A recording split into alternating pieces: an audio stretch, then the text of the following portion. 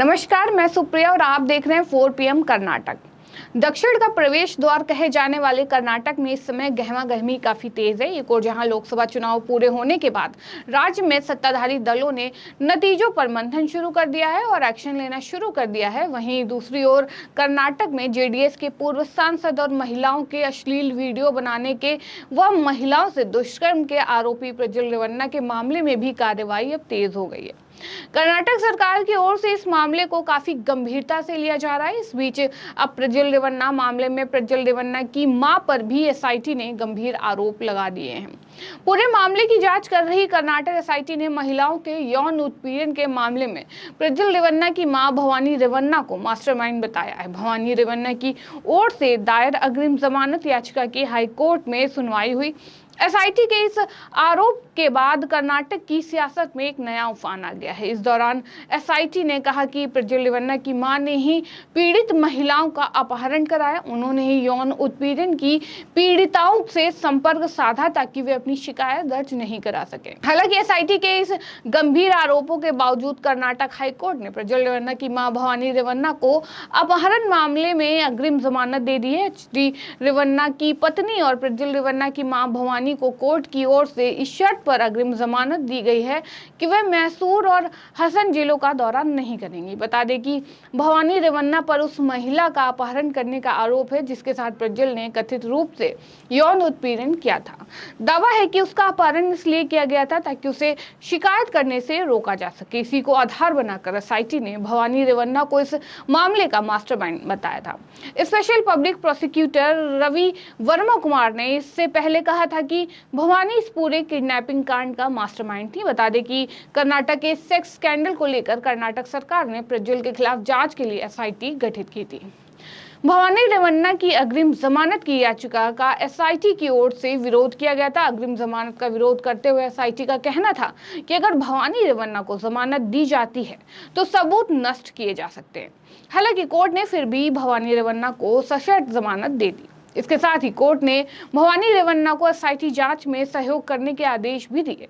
अग्रिम जमानत देते हुए अदालत ने इस बात पर जोर दिया कि भवानी ने जांच के दौरान पहले ही 85 सवालों के जवाब दे दिए हैं, जिससे यह दावा करना अनुचित है कि वे प्रज्वल के खिलाफ यौन शोषण के मामलों की जांच कर रहे विशेष दल के साथ सहयोग नहीं कर रहे हैं। एसआईटी ने मैसूरू जिले के केआर नगर में एक घरेलू सहायिका के अपहरण के सिलसिले में पूछताछ के लिए उपस्थित नहीं होने के बाद भवानी की हिरासत का अनुरोध किया था।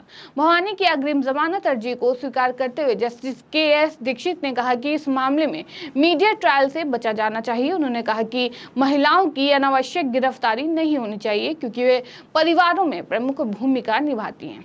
न्यायाधीश ने यह भी रेखांकित किया कि असहयोग के आरोप अविश्वसनीय थे क्योंकि भवानी ने पूछताछ के दौरान पहले ही विस्तृत जवाब दे दिए थे। न्यायालय ने एसआईटी की इस दलील को खारिज कर दिया कि उन्होंने भ्रामक जवाब दिए थे। एक और जहां एसआईटी ने भवानी रेवन्ना पर गंभीर आरोप लगाए हैं तो वहीं दूसरी ओर कर्नाटक ने भवानी रेवन्ना को फिलहाल अग्रिम जमानत देकर कुछ राहत दी है।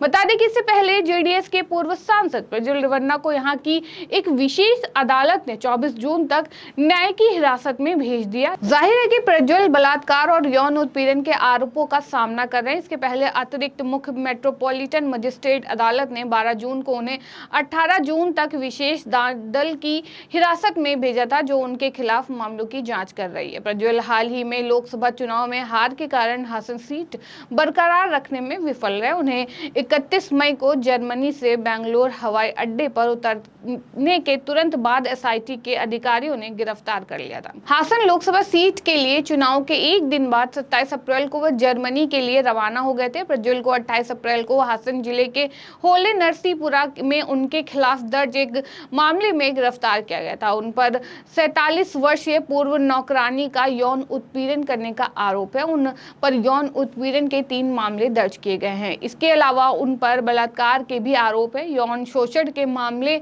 तब सामने आए जब 26 अप्रैल को लोकसभा चुनाव से पहले हासन में कथित तौर पर प्रज्वल रेवन्ना से जुड़े आपत्तिजनक वीडियो वाले पेन ड्राइव प्रसारित किए गए। उनके खिलाफ मामले दर्ज होने के बाद जेडीएस ने प्रज्वल रेवन्ना को पार्टी से निलंबित कर दिया था। पेन ड्राइव के सामने आने के बाद प्रज्वल रेवन्ना के अब तक अलग अलग लड़कियों के साथ 2500 से भी ज्यादा अश्लील वीडियो क्लिप की जानकारी सामने आ चुकी है।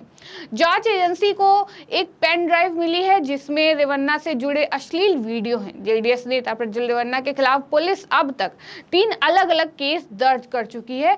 वे फिलहाल पुलिस की गिरफ्त में हैं। प्रज्वल रेवन्ना के खिलाफ दर्ज पहला केस 47 साल की पूर्व नौकरानी के यौन शोषण से जुड़ा है। इसमें उसे मुख्य आरोपी ना बनाकर सहायक आरोपी यानी कि आरोपी नंबर 2 बनाया गया है। इसे 28 अप्रैल को हसन के होले नरसीपुरा में रजिस्टर किया गया है। इसमें प्रज्वल के पिता एचडी रेवन्ना मुख्य आरोपी हैं जो इस समय फिलहाल जमानत पर है। प्रज्वल रेवन्ना पर दूसरा केस सीआईडी ने रजिस्टर किया है। यह मामला 1 मई को दर्ज हुआ था। इसमें 44 साल की महिला ने कई बार दुष्कर्म करने का आरोप प्रज्वल पर लगाया है।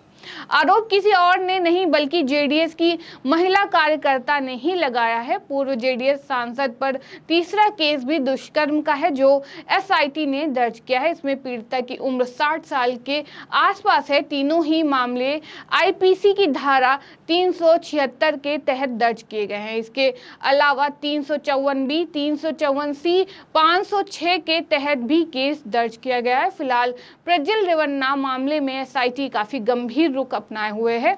सरकार भी इस मामले को लगातार गंभीरता से ले रही है। फिलहाल देखना यह है कि इस मामले में अब आगे क्या होता है, लेकिन इतना तो तय है कि जिस तरह से एसआईटी ने प्रज्वल रेवन्ना की मां भवानी रेवन्ना पर गंभीर आरोप लगाए हैं, उससे आने वाले दिनों में रेवन्ना परिवार की मुश्किलें बढ़ने वाली हैं, क्योंकि अब इस मामले में प्रज्वल रेवन्ना के अलावा उनके पिता एचडी रेवन्ना और माता भवानी रेवन्ना भी शामिल हो गई हैं। ऐसे में देखना यह है कि एसआईटी इस मामले में अब क्या अलग कदम उठाती। फिलहाल इस खबर में इतना ही। ऐसी तमाम राजनीतिक खबरों के लिए बने रहिए, देखते रहिए 4PM कर्नाटक। धन्यवाद।